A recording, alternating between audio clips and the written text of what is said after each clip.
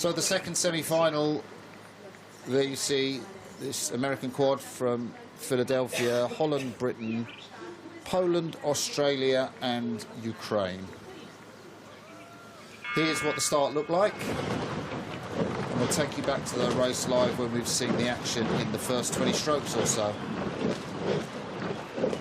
Ukraine closest to us, and they are a very fast crew, got lots of experience from the Olympics and from the world champion quad that won in Amsterdam in 2014, but it's the Poles out in front at this stage of the race with about sort of 800 metres gone, Greg.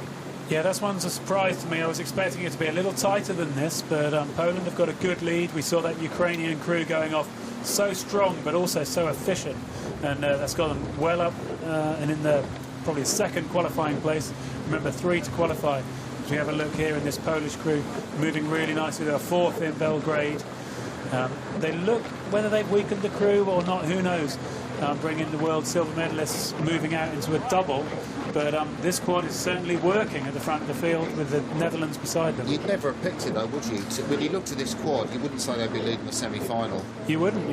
And I think the British will be disappointed that they're not right up with it. The British, we see in the middle of the pack, not yet in a qualifying place.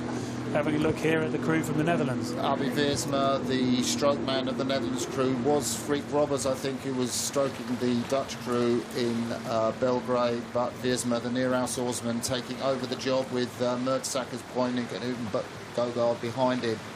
There's the Netherlands, top of your picture. You can see the Poles leading. I think their lead will become vulnerable as we go through in this third quarter of the race, Greg. But it's the British that's a surprise. They are very conservative early on. They do have a great third quarter, so if you are a fan of British scullers, there we ride with the Dutch. Abi Wiersma, we've spoken about. Behind him come Mertesackers from the Focus Club. With the shades is Stefan Poining, the Njord sculler, powerful man, and then Dirk Utenbogard again from Neerhouse in the bows. But remember, it's only 3 to qualify. Ukraine crew on the left of the picture here, right in it. The British have still got plenty to do. They won this event in Belgrade, silver in Sarasota, in the men's quad scull. So there's a lot to be done. And we've also got Australia and also, in here. Also, Greg, it's a change round in personnel. So, you know, Tom Barras, who won the bronze medal in men's single sculls, was in the bows in Belgrade. He's gone up to the stroke seat, and John Collins has gone back to the bow seat. So the British have reshuffled their order. It looked to be going really well, but, you know, they've got an awful lot of work to do. In third qualifying position at the moment, but it's very, very close. Well, that's why I like this quad race. There's still plenty can happen yet. The Polish, I think, got a great lead up there. The Australian quad, expecting them to do well. David Watts in the stroke seats. He was 7th in the double in Rio, so he's got plenty of experience as well as he's leading his crew here. Only 3 to qualify out of these 4 pictures in the shot. Yeah, the 26-year-old from Sydney Rowing Club in the stroke seat of the Australian quadruple scull. He's driving them on. They are in third place ahead of Britain at the moment. It's going to be very close. Watts, Letcher, Purnell and Antill, they are in the really strong position.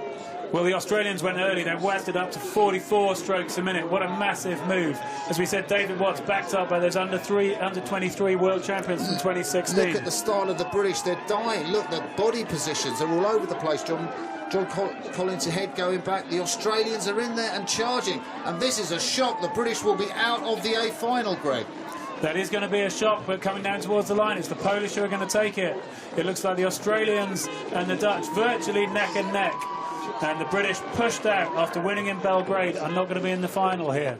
The Ukraine coming in, started fast, faded into that 5th place. Szymon Poznik, the Polish bowman, his hand went up straight away. I mean, when you make a new crew, 25 years of age, Poznik, and he is absolutely delighted.